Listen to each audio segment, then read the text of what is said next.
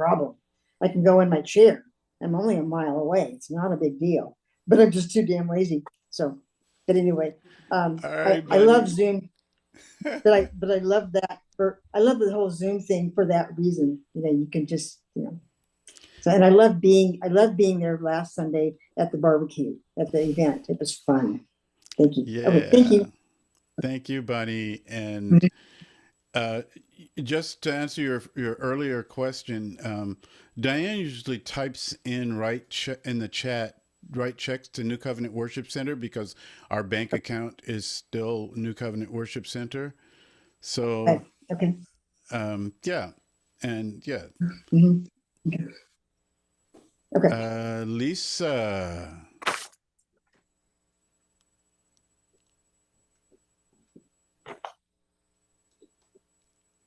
Lisa, Lisa, your hand is up.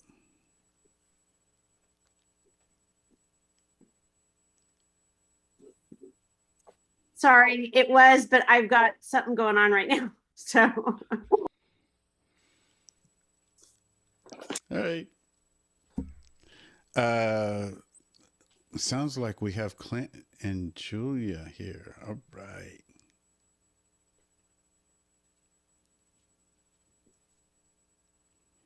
You're muted. Okay. Did that work? Can you hear Yeah, me? you're Uh, good. So, I love this, and okay, I need to share a quick timeline, right? Because I don't know who remembers, but in the beginning, I was in Connecticut and Clint was in California. And when Clint and I started talking, he kept telling me about this Zoom church that he went to, and it's like, you could Zoom in with me, you know what I mean? It'll be fun. And I was thinking, like, what do you like for a guy to ask me to go to church with him? It's like, we're not there yet. Take it down, bro. And then finally I was like, all right, let's check it out. It can't hurt, right? To check it out. And I was like, that was the first time that I came. I was listening to him actually share. He was sharing on um yeah, he was like putting together recovery and like what was happening in the world. And so I went, and I remember the first time I met Pastor Moore, it's like this great vibe right away, Tell the story. Tell the story. Wait, we don't have time for story. Take it Tell easy. the story. Tell the story. Tell the Yeah, well, story. so okay, the story is after that I had a dream. I literally had a dream that Clint and I were married, that we were married like on a tropical island somewhere, which I think was Costa Rica. And Pastor Moore was the one who was marrying us, and so then I felt funny sharing that with Clint. I felt right about sharing it, even though it was a little weird, you know what I mean? So then next thing you know, all of a sudden, Clint and I are in the same Zoom square. You know what I'm saying? Like I was in Connecticut, he was in California, and then one day at church, we're in the same square together. You know what I mean? And it's like, remember Cynthia was the one who said, I have a spot for you if you need a spot to go. So if it wasn't for me being on Zoom, she was my first in California. She was step one before I kept going on, before I found a room for myself. Then he and I found an apartment together, you know what I mean? And through that whole thing, I've been coming every Sunday. You know what I mean? And this has become part of my family. You also asked me to share. I was also able to share with everybody, like, the fact that I was bipolar. I am bipolar. So that in the beginning, this whole thing you were talking about suicide, it was a plague for me. You know what I'm saying? Daily thoughts of that. I was able to share that. And I was able to, God held my hand until I found a solution. I was diagnosed, there's a solution. And, everything has changed. This church has been, you guys, I don't even want to call it church. You know what I'm saying? It's different. La familia. The community has been a staple in our lives. And, one day when the time is right, Pastor Moore, of course, I hope you're going to be the one. Hey, I want to The go to dream that will come island. true. That's going to happen. You'll see. So thank you so much. I'm so grateful. Hey, thank you. Mhm.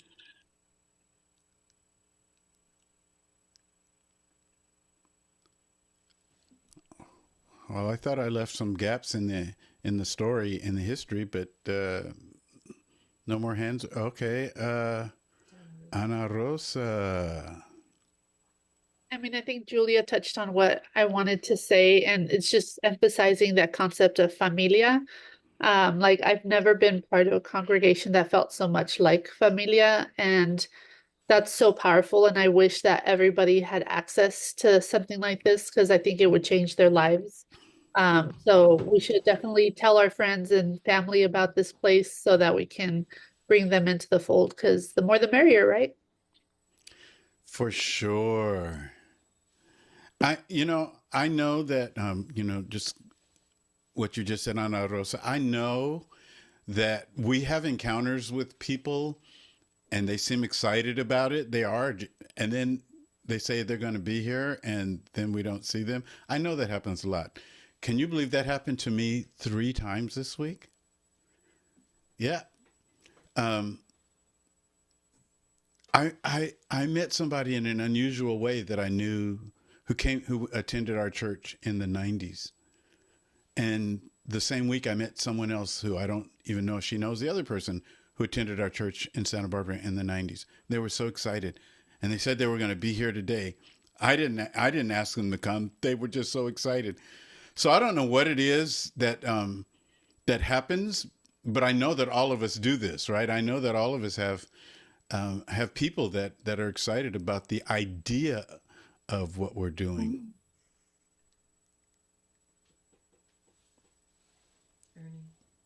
Hey, Ernie. Hi, I have a quick comment. I have no recollection of dates, but I do know when Shella invited me, it was after my sister died.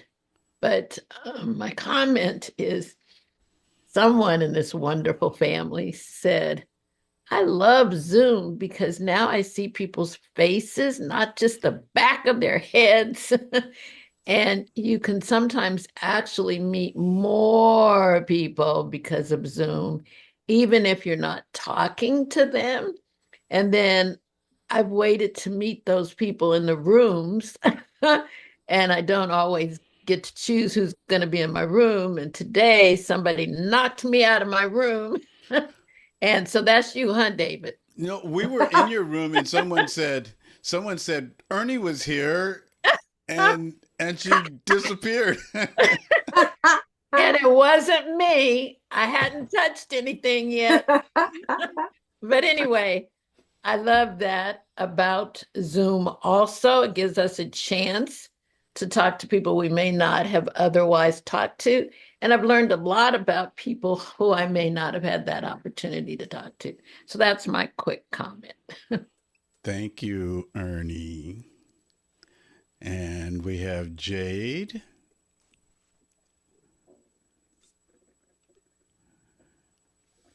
Oh boy. I love what you said about being able to see everyone's face, because a lot of times when you see someone speaking and you see the sincerity in their voices.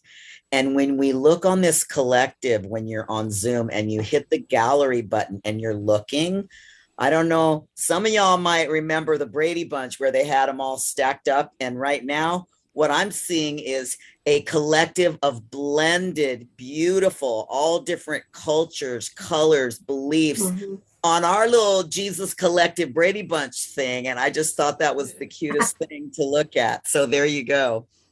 I do want to say that I feel, because I've been to a couple of different churches in this city upon returning back to Santa Barbara.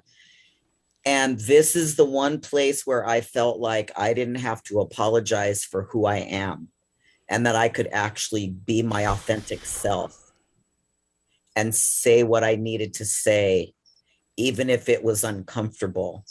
and share things about me that in other churches I may have been judged for. So I get to be me. And that is everything.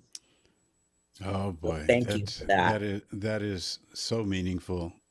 You know, finding a safe space. Why, you know, we shouldn't have to fight to be who we are, right? Shella's hand is up. Yes. So I was just thinking about what Ernie said, and for her, I just knew that she would be like a huge part of this. I don't know why, I just knew it. So when I asked her, I was so glad that she accepted and came. Um, However, you mentioned that sometimes when we're inviting people and they are excited. I invited a couple of people and they're so excited and you don't see them. But I think that's just a part of us growing, and it's going to happen. For me, at Church for the Nations, I watched, us evolve there and your teaching evolve there, and how that kind of shook things up some and those kinds of things. But that was all a part of us going into Jesus Collective. So I really had, just to be transparent, because I grew up in this Christianity thing and not really understanding that it's, how controlling, how it could take over your whole being of who you are. Christianity is, it could be really tough. But then I was being liberated by your teachings at Church for the Nations. And when I went to the meeting where they were deciding what they were going to do at Church for the Nations, that was when I made my decision that I needed to really go on and grow in a different way. And so it was just the perfect thing for me to go to church You're talking about the meeting that happened after I retired from after. Yes, I am talking about that meeting. And I just said, I'm just going to go and just see what the spirit of it's like. And so I knew that it was time for me to be a part of Jesus Collective. And I can't say that I haven't been confused about Christianity and what about all the things I learned in the Bible, and is this, am I doing the things right? Am I gonna die and go to hell? What's gonna, all these things, because it's truly a brainwashing type of religion. And but as I grow in this, it is completely freeing. Like a lot of you are saying, it's freeing. And I'm learning how to let go of some of my control, and really I'm learning. And I'm old and I'm learning how to let go. Isn't that's really hard for me to say that I it was very controlling to me. But anyway, I love my beloved community. Thank you, Shella, for that. In the language of gardening, sometimes plants have to be put in a different pot or taken out of a pot and put into the ground or something. Something. Linnea. Well, I just wanted to add a little bit to what many of you have said. I gained so much strength from this community. And a couple of you were talking about how you run into people and they say they want to come and they're excited, or they come once or twice and then you never see them again. And I really believe very firmly that a community like this, that's this diverse, is such a beacon of hope in the world, because it is so rare, at least in America. And I think our speakers that we've had many of whom are off the beaten path. I think they're really encouraged by the fact that we exist, and they know we support them. They know we pray for them, and that we keep in touch with them, and follow them. To me, I think we have no idea how many people gain the kind of strength we have in our Zooms just by knowing we're here. People like Lacey Valente, and it's just revolutionary for so many people like that are trans or have disabilities and have been so hurt and rejected by the mainstream church. So that's basically what I wanted to say. I sat down a couple of years ago and started to make a list of all the speakers because I take notes.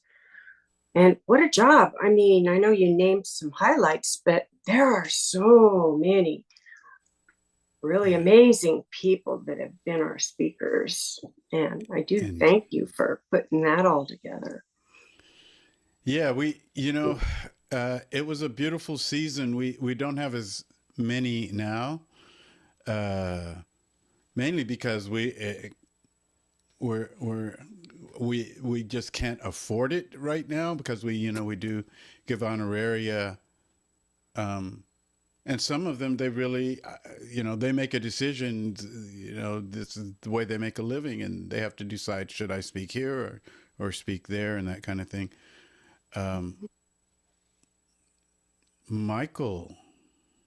This isn't why I raised my hand, but my wife is so much a part of my heart. Every time she talks, that it just makes me explode with all these more loving things. But she said, we're so diverse, and she spoke to our diversity, and I'm going, but we are so much more alike than we are diverse. On the surface, we're diverse, but the lifeblood of Jesus and the lifeblood of love, we are a family. And my heart lights up. I look at every one of these scares, and my heart lights up. And that's the reason I first wanted to come on and put my hand up. Is I just wanted to shout out to Caroline, who isn't here today. And we all have a hole in our heart where Caroline isn't every Sunday now. But we love you, Caroline, and we know you're with us in our hearts. So that's it. Thanks. Can I say something? It's me, Rosie. Okay. Michael, that was so beautiful. I remember when I was going down memory lane as you were giving the background, Pastor, and remembering even meeting in the parking lots, at Church for the Nations. But at any rate, wow, I am so grateful for the love and support. And I would not have been able to make it, because 2021, for those of you who do remember, December 15th of 21 was when my beloved went to be with the Lord. He transitioned into heaven. But, many of you got to meet him via Zoom. Yes. And Peter and Tanya and their mother just became a family. Tanya was just so amazing and would drive. Well, her mother lives here in Ventura, but still would drive to visit her mother, but make meals for us, and come and visit us in our little tiny humble home. I'm just so grateful for the love and the support. And I'm just happy to be part of this. What I wanted to say was, though, that I think that some people also may be excited, at least this is my perception of it, may be excited when we share, because I know I've shared it a lot about, the Jesus Collective. And praise God, Columba, you're here. And even Claudia, I don't think Claudia's on today, but even for Claudia to make the step, to join us and then even become more faithful at joining us was like, I thought, wow, yes, this is great. And there's been others, but I feel sort of like my perception that that whole issue of religion, organized religion, it either you're not for it, you've been hurt, by it, and or you're really trying to decipher the colonization without having named it as such, and deconstructing. And it's when I say to people, it's about love. Jesus is love, is the bottom line. Punto final. It's just puro amor. And it's, that's what it is. Thank you, Rosie. And Margie. Margie's hand is up. Just a second. I'm so sorry. I'm just talking to my aunt's doctor. I'll be right back. So Peter. Okay. We'll come back to you, Peter. Yeah, I a lot of what Michael and Rosie just said is kind of what I was going to say, but I just, wanted to acknowledge all the people that aren't here today that are such a important part of the community. Joaquin and Hazmin, Diane Fox, and of course, Tanya came to my mind immediately with all the stuff that she does with the potlucks and the picnic, and just everybody that brings vibrancy to the group. And I also wanted to just to mention that that Tanya taught with Barbara, and as Tanya came into the group, she's like, I think I know somebody that would really enjoy this, and invited Barbara, and Barbara bought Scott, and they have been a very important part of this community. And so, can't diminish those of us here that have brought others in. So, and so happy that Barbara and Scott are part of the group as well.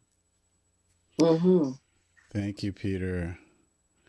And Margie. Yeah, thank you so much. And I'm sorry, I was just out for just a little bit there, but I just wanted to share very briefly, one thing that I've so loved about being part of this group is just hearing everyone's stories and all the different speakers that we've had. It's just broadened my world so much, and really shown me how big and broad the love of God is, and how we are, like you said, Michael, we have so much more in common than we are different. I don't know if any of you guys have seen that TED Talk, The Danger of a Single Story. I don't know if I'm pronouncing her name right, but it's Chimamanda. Yes. Yes, I love that TED Talk. And I just feel like that's one thing I'm very grateful of for this community, is that we're always open to hear other stories we may never have heard before, and then embracing those people into our hearts, because we know we are all family. So I'm very grateful for all of you. And the more and more I get to know each and every one of you, the more amazed I am at the wisdom and the love that God has put inside of you. So thank you so much for also extending that grace to me.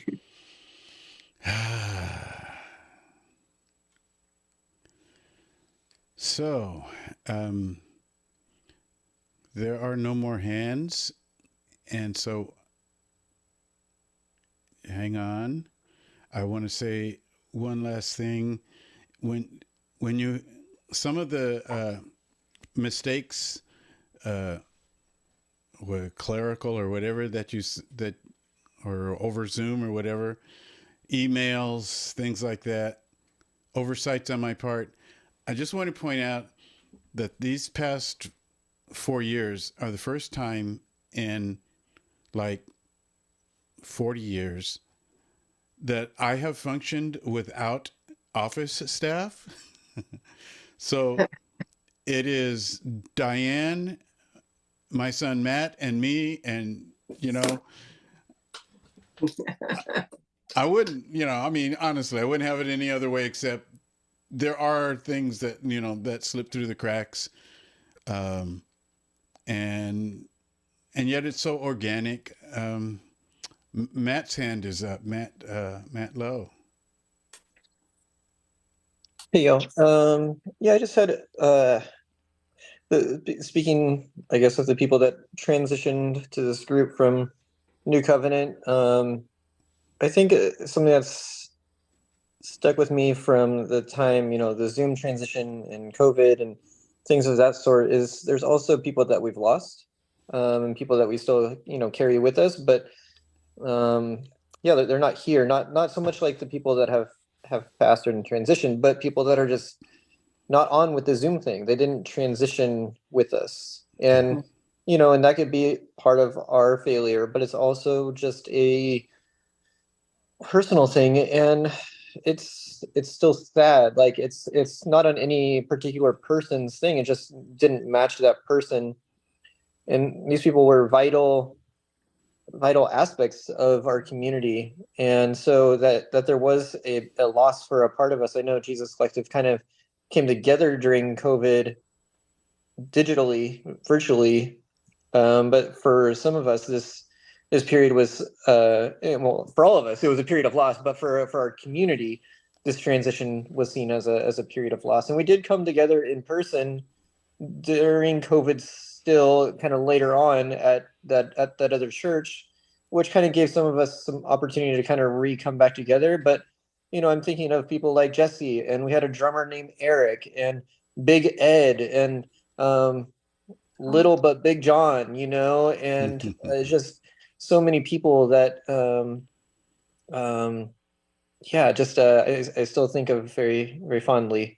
And yeah, so I just said there's people that we have had to see as a missing part in our community here. So I'm glad you pointed that out, and yes, there are people that we do carry in our hearts, and I'm sure that some of us are remaining in contact with to varying degrees.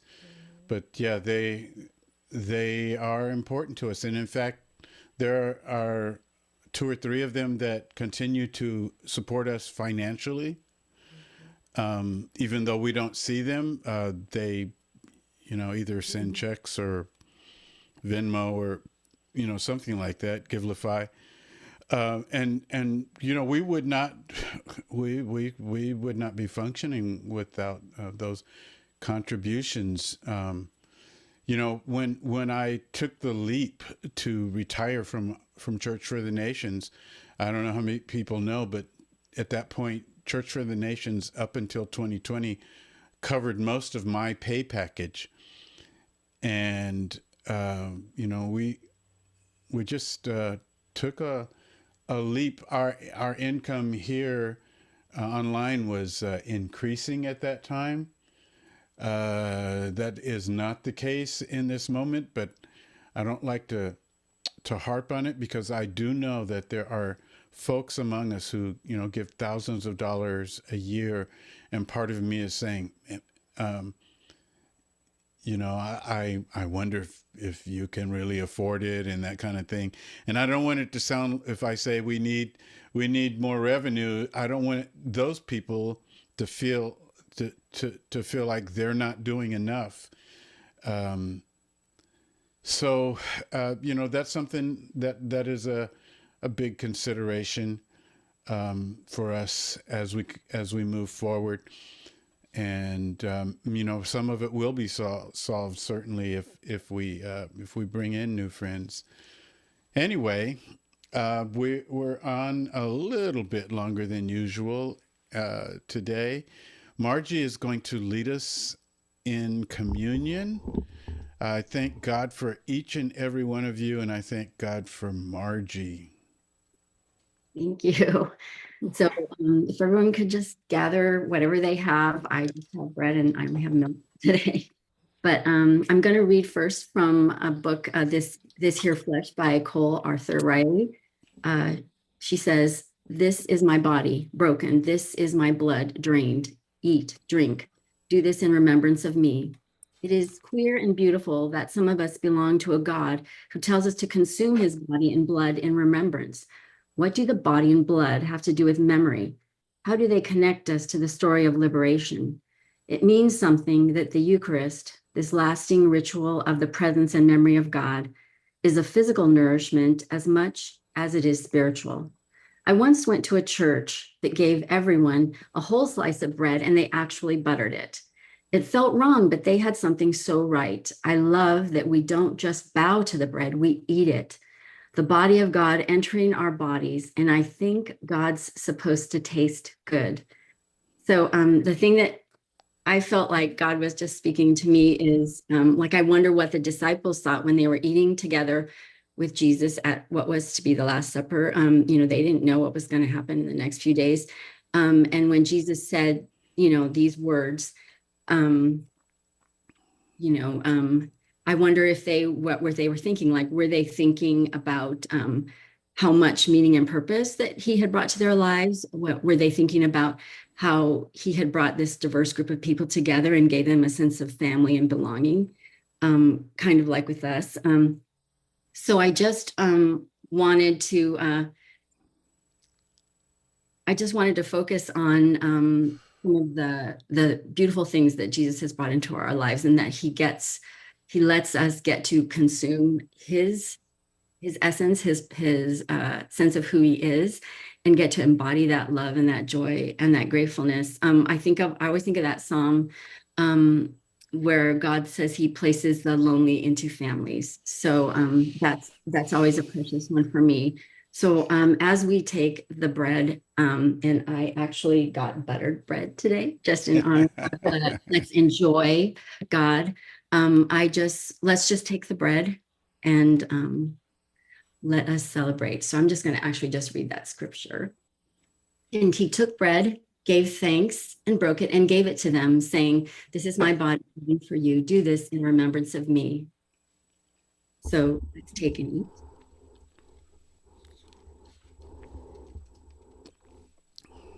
And then the next verse says, in the same way, after the supper, which I never caught that before. So they ate and they enjoyed, they had conversation. Then he took the cup, saying, "This cup is the new covenant in my blood, which is poured out for you." So thank you, Lord, for pouring out your lives for us and pouring into us the joy, the glory, and being there with us through pain and suffering. And I think you might have done this also to help your disciples get through the next few days. So thank you, Lord, for constantly being with us and putting us into families and joining us together. So that's good. Amen. That was precious, Margie. I'll take that with me.